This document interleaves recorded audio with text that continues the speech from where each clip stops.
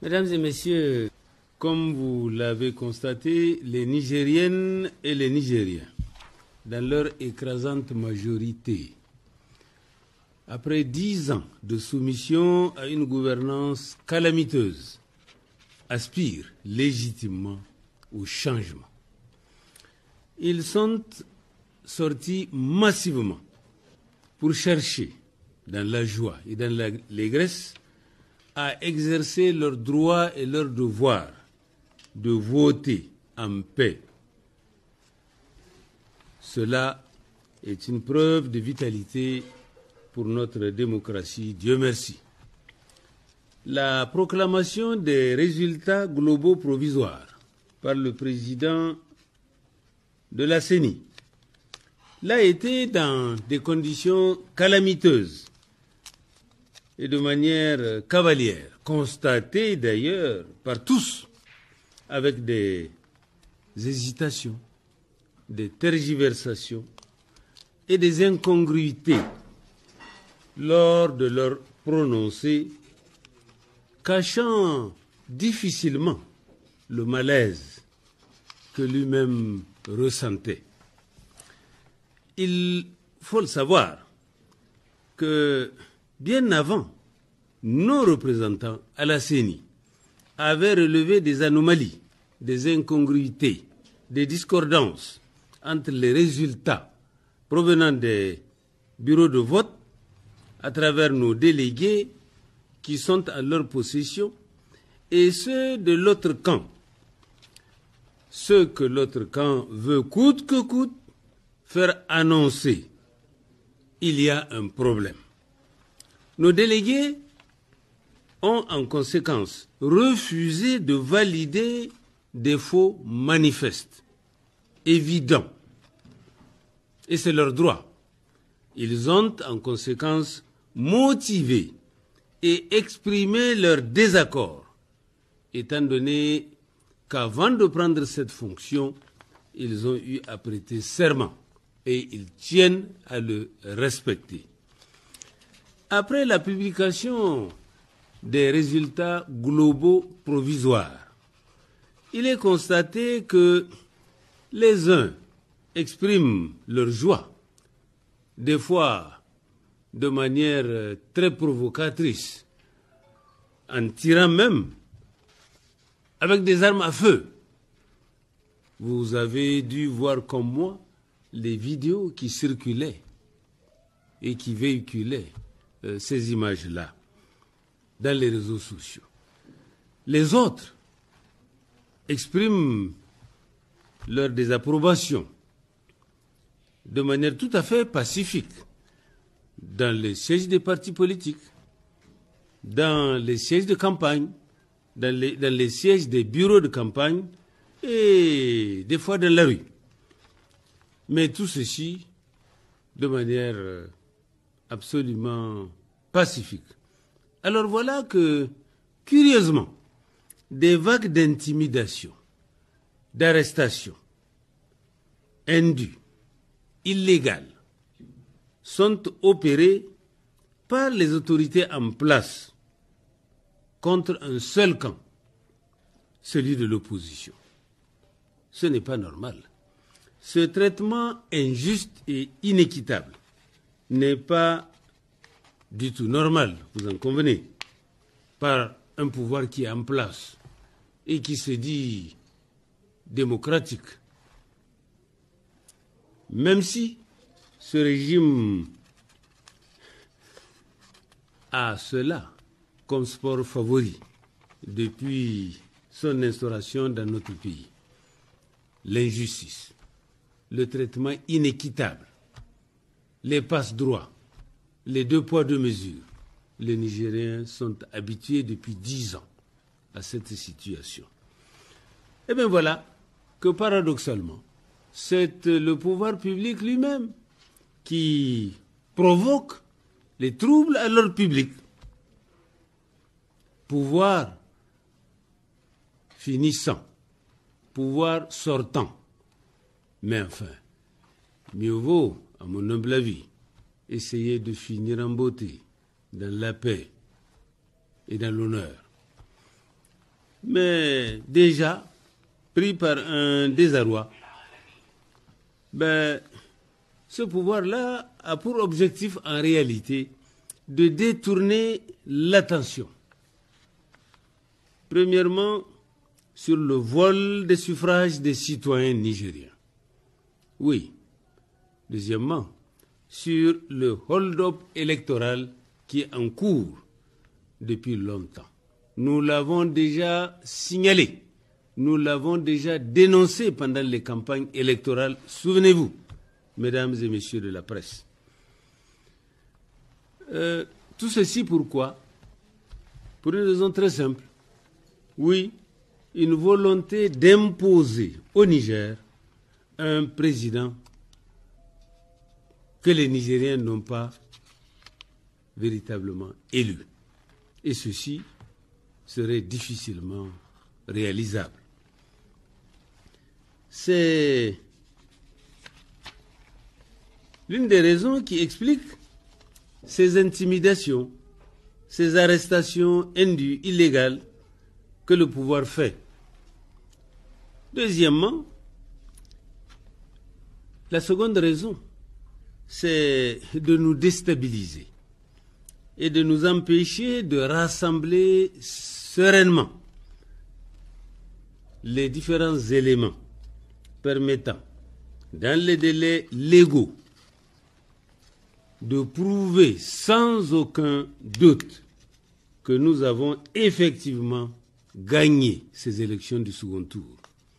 Oui, les résultats en notre possession, déjà sur la base des compilations des PV, nous donnent gagnant, je vous l'avais déjà annoncé, avec 50,30% des suffrages exprimés valables, malgré les multiples malversations et manipulations qui ont émaillé le processus. Par exemple, si je prends la région de Difa, à Difa, les malversations les plus flagrantes sont, entre autres, sur près de 180 bureaux de vote. À peine 50 bureaux de vote ont fonctionné normalement. Tout le reste, ce sont des procès-verbaux préparés, comme je l'avais dit du reste avant, 6 ou 7 jours avant le jour du vote. Préparés à l'avance. Et les autres bureaux n'ont même pas ouvert au niveau de la région de Difa. Plus précisément, si vous prenez sur les 50 qui ont ouvert normalement, on s'est retrouvé avec 2 PV différents. Et le président de la CENI communale a refusé de prendre les PV issus des bureaux de vote normaux pour ne retenir que les PV préfabriqués et sur ces PV préfabriqués qu'ils ont retenu les résultats. Ça, c'est Difa. Précisément, si vous prenez le cas de la commune de Ngourti. D'ailleurs, il vous souviendra, mesdames et messieurs de la presse, que pendant les campagnes, dans plusieurs régions, j'avais déjà dénoncé le fait qu'il y a des procès-verbaux préfabriqués qui seront ventilés dans les différentes régions et qui vont être frauduleusement introduits comme étant des résultats de l'expression du vote des citoyens, ce qui est faux. J'avais annoncé, par exemple, le chiffre de Ngourti et le chiffre de Tesker. Eh bien, je vous invite à vérifier. Dans la déclaration du président de la CENI, vous allez vous faire une idée de ce que nous avons déjà dénoncé à l'avance, 6 jours avant. Ils n'ont pas le monopole de l'information, même si c'est eux qui, aujourd'hui, sont au pouvoir. Oui. Voyez-vous, mesdames et messieurs, en conclusion, les résultats provisoires qui ont été annoncés du vote de la commune de Ngourti, puisque je l'ai prise comme exemple au niveau de Difa, ce résultat-là est un faux et il doit être annulé. Cela est valable aussi pour Ningimi. C'est valable aussi pour la commune de Kabelewa. Je prends encore un autre exemple d'une autre région. Tawa, par exemple. Il n'y a pas eu de vote du tout dans la partie zone nord, comprenant, par exemple, les 5 communes suivantes. Abala, Tabalak, Tamaya, Azay, Akubunu, entre autres. Il y a eu un semblant de vote, par exemple dans la ville de Abalak. Oui, je saute, je vais à Chinta. Mais le département de Chintabaraden, qui a 2 communes, Chinta et Kaou, mais dans ce département, il n'y a pas eu non plus de vote du tout. Oui. Je vais encore à nouveau, pratiquement au hasard, en tirant au hasard, Tassara, Tilia, pas de vote du tout. Bambay, Afala, nos délégués ont été chassés sous prétexte que localement, ils ont déjà mis des délégués à eux. Oui. Pour le moment, je ne vais pas citer des noms, mais il y a des supports audiovisuels en notre possession, ainsi que des témoignages par des spécialistes assermentés. Le président de la CENI de Afala, par exemple, a chassé, à 2 reprises, tenez-vous bien, nos délégués dans cette localité-là. Et là également, nous disposons de témoignages audiovisuels à cet égard. Nous ne faisons aucune affirmation sans base, parce que nous avons appris que certains, suite à notre première déclaration, se sont aventurés à dire que nous parlons sans base. Ils vont être surpris. L'interception des urnes par des braquages qui remplissent les PV et obligent nos délégués à signer sous menace d'armes à feu. Il faut qu'on le dise haut et fort. Des numéros de véhicules utilisés à cet effet ont été relevés et seront dans les dossiers. Si j'évolue toujours au niveau de la région de Tawa, 11 communes que je vais vous citer, mesdames et messieurs. Chintabarad, Tassara, Tabalak, Azay, Akubunu, Tamaya, Bambay, Tebaram, Tilia, Kaou, Abalak. De nombreuses actions ont été menées, comme les suivantes. Enlèvement. Oui. Braquage avec arme à feu. Remplissage des PV par les braqueurs. Certains PV remplis dans l'enceinte même de la commune en question.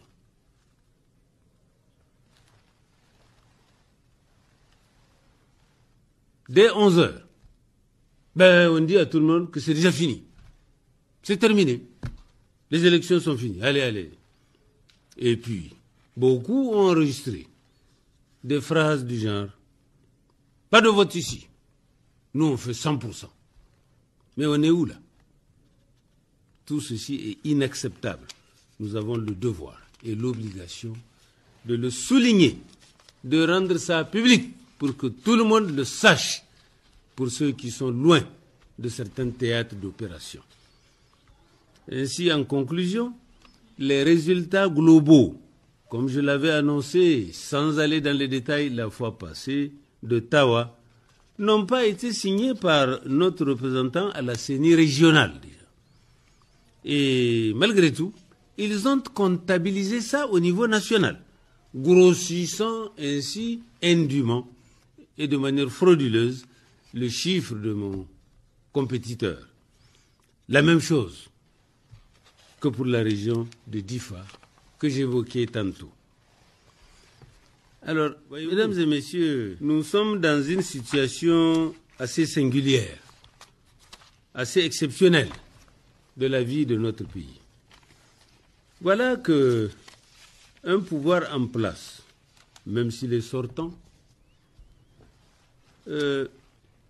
plutôt que de tenter de contenir et de maintenir la sérénité et la paix, mais s'amuse à être fauteur de troubles publics au détriment de l'ensemble des citoyens, au détriment de la population d'une manière générale. Ces arrestations indues auxquelles nous assistons, vous êtes des témoins privilégiés dans beaucoup de cas, aussi bien au niveau de la capitale que dans les différentes régions. D'après certains chiffres qui viennent de m'être indiqués, il y a autour de plus de 500 arrestations et interpellations, pour la plupart indues, non fondées, sans base.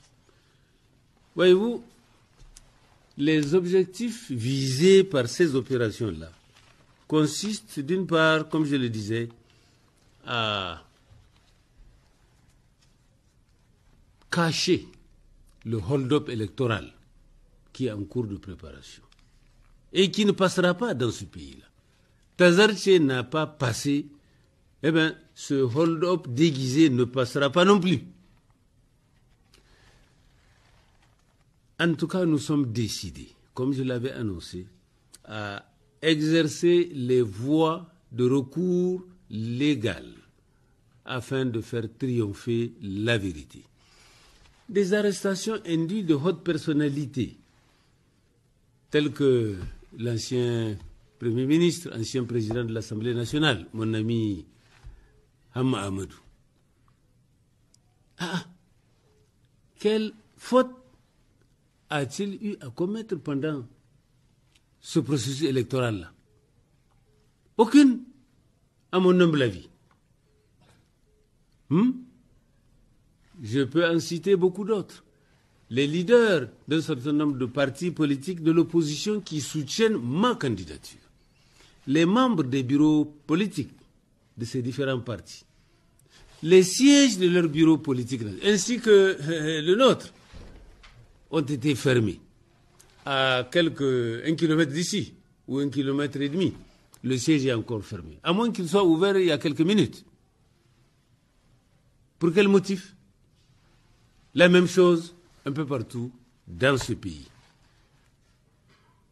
Sans compter les arrestations des membres de notre coordination de la campagne électorale à différents niveaux.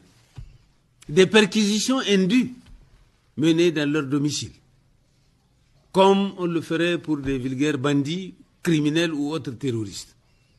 Qu'ils aillent chercher ceux qu'ils doivent arrêter ou ceux qu'ils doivent poursuivre et coller la paix aux honorables et vénérables citoyens qui respectent la loi, qui font leur devoir et qui contribuent au renforcement de la démocratie et à l'esprit républicain dans notre pays.